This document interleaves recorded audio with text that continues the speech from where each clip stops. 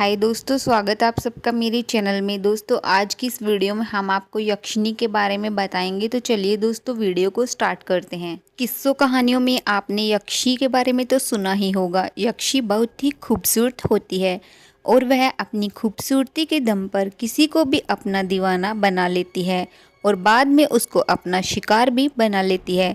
दक्षिण भारत की लोक कथाओं में वर्णित खूबसूरत मगर खतरनाक यक्षी के बारे में हम आपको बताएंगे, जो अपनी खूबसूरती के दम पर किसी को भी आकर्षित करने की क्षमता रखती है। जो एक बार इसकी खूबसूरती के जाल में फंस जाता है वो चाहकर भी वापस नहीं आ सकता। तो दोस्तों इस वीडियो में हम आपको इसी बारे में बताएंगे।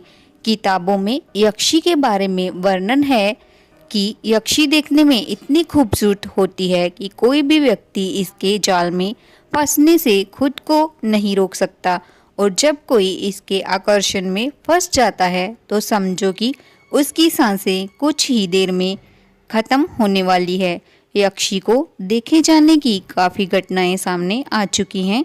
दक्षिण भारत के राज्य केरल के जंगलों में भी इसके देखे जाने की काफ़ी सारी घटनाएं हो चुकी है। यक्षी अपना शिकार किसे बनाती है? यक्षी जंगलों में जाने वाले मुसाफिरों को अपना शिकार बनाती है। पहले वो उसे अपनी खूबसूरती के जाल में फंसाती है, फिर उसका शिकार करती है। जंगल पार करते हुए मुसाफिरों को या फिर जंगल में भटक जाने वाले मुसाफिरों को ही यक्षी अपना शिकार बना लेती है। वो इसकी खूबसूरती के जाल से खुद को नहीं बचा पाते, बाद में इसका शिकार भी वो हो जाते हैं। यक्षी कौन होती है? यह बहुत ही खतरनाक होती है। इसे डायन का स्वरूप भी कहा जाता है। जो महिलाएं अकाल मृत्यु मर जाती हैं वो बाद में यक्षी बन जाती हैं। यक्षी अपने हाथ में हमेशा चमेली का फूल रखती है। ये चमेली का फूल ही बताता है कि यक्षी आपके आसपास ही है। पुरुषों से संबंध बनाने के लिए यक्षी उन्हें अपना शिकार बनाती है और बाद में वे उन्हें अपना विकराल रूप दिखा देती है और उसे मार देती है। यक्षी की अवधारणाओं को नज़दीक से जानने वालों का कहना है कि यक्षी जिन पुरुषों से संबंध बनाना चाहती है उनसे वो नींबू और सुपारी की मांग करती है। यह इस बात का संकेत भी होता है कि वह आपके मन और दिमाग पर कंट्रोल करना चाहती है। पुरुषों से संबंध बनाने के बाद वो अपने विकराल रूप को धारण कर लेती है और उसके बाद वो उसे अपना शिकार बना लेती है। उसके बाद उसके बाल और नाखून ताड़ कर वो एक पेड़ के पास रख देती है। चलिए अब हम जानते हैं कि यक्षी को काबू में कैसे किया जा सकता है। वैसे तो यक्षी को काबू में करना किसी के बस की बात नहीं है। बड़े से बड़े तांत्रिक और ओझा भी इसे अपने वश में नहीं कर सकते। एकमात्र लोहे की छड़ ही एक ऐसी चीज होती है जिससे यक्षी डरती है। वह लोहे की छड़ के आसपास नहीं आती। अब हम जानते हैं कि यक्षी साधना कैसे की जाती है। यक्षिणी साधना भी देव साधनाओं के समान ही सकारात्मक शक्ति प्रदान करने वाली होती है।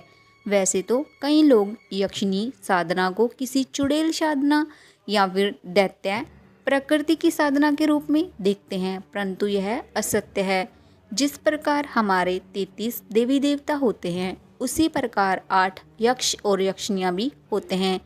केरल की प्रसिद्ध लोक कथा, आस्था और कहानियों में वहाँ के लोग आज भी इसके होने पर विश्वास करते हैं। गंधर्व और यक्ष होने पर भी वे विश्वास करते हैं।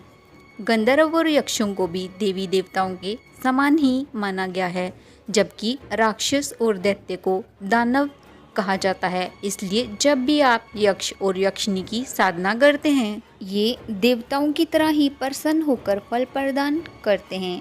साधना के समय यक्षिणी साधक के समक्ष सुंदर और सौम्य स्त्री बनकर प्रकट हो जाती है।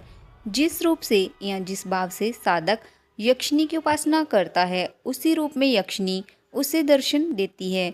स्त्री के रूप में यक्षिणी साधना माँ के रूप में, प्रेमिका के रूप में, बहन या फिर पुत्री के रूप में की जा सकती है। उच्च कोटि के साधक यक्षिणी साधना को पुत्री या फिर माता के रूप में सिद्ध करने की सलाह देते हैं। यक्षिणी साधना करते वक्त काफ़ी ध्यान रखना पड़ता है।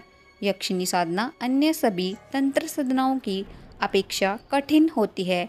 इसमें साधक को शारीरिक और मानसिक रूप से क्षति भी पहुंच सकती है। साधना के दौरान साधक को भोग और वासना के माध्यम से भटकाने के प्रयास भी किए जाते हैं। कुछ डरावनी अनुभूतियाँ भी हो सकती हैं। इसके लिए यक्षिणी साधना के लिए सबसे जरूरी नियम होता है कि इसे किसी योग्य गुरु की देखरेख में संपन्न किया जाए। बिना गुरु के सिर्फ किसी किताब के सहारे इस साधना को करना आपको किसी बड़ी मुसीबत में भी डाल सकता है। यक्षिणी का ध्यान एकाग्रस्त होकर ही करना चाहिए। वैसे तो यक्षिणी की कोई भी मूर्त नहीं होती, परंतु कल्पनाओं द्वारा इन्हें रूप दिया गया है। जिस उद्देश्य से आप यक्षिणी का आवाहन करेंगे उसे उसी रूप में ध्यान करें। ये सब रूप माता, प्रिय, प्रेमिका या फिर पत्नी का भी हो सकता है। उच्च कोटि के साधक पुत्री या माता रूप को ही लेते हैं। मांस रहित भोजन का त्याग करें और सात्विक भोजन लेना चाहिए। प्रातःकाल स्नान करके मृग चरण पर बैठ जाएं और किसी का स्पर्श ना करें। एकांत में मंत्र जप करते रहना चाहिए जब तक यक्षिणी प्रकट ना हो जाए। मंत्र सीमा के समय आपकी इच्छा शक्ति भी प्रबल होनी चाहिए ताकि मंत्र का प्रभाव बढ़ता रहे। यक्षिणी साधना में सफलता कितनी पक्की होती है। यक्षिणी साधना में मंत्र जप आपके नियम और कुछ गोपनीय तथ्य जिनका अनुसरण किया जाए तो सफलता अवश्य मिलती है। लेकिन अगर आप वेब या फिर किसी किताब से ज्ञान हासिल करके साधना करेंगे तो सफलता आपको ना के बराबर ही मिलेगी। इसकी वजह होती है सही ज्ञान और मार्गदर्शन का अभाव। आप किसी सिद्ध पुरुष के साथ में होते हुए ही यह साधना सफल करें। तो दोस्तों, ये थी यक्षिणी के बारे में संपूर्ण जानकारी। यक्षिणी कौन होती है, इसकी साधना कैसे करते हैं। उम्मीद करती हूँ आपको ये जानकारी अच्छी लगी होगी। अगर आपको ऐसी ही और वीडियो और देखनी है तो प्लीज़ मेरे चैनल को सब्सक्राइब कीजिए, बेल आइकन को प्रेस कीजिए, वीडियो को लाइक शेयर करना मत भूलिए। मिलते हैं नेक्स्ट वीडियो में किसी और अन्य जानकारी के साथ। तब तक के लिए बाय बाय, अपना ख्याल रखना।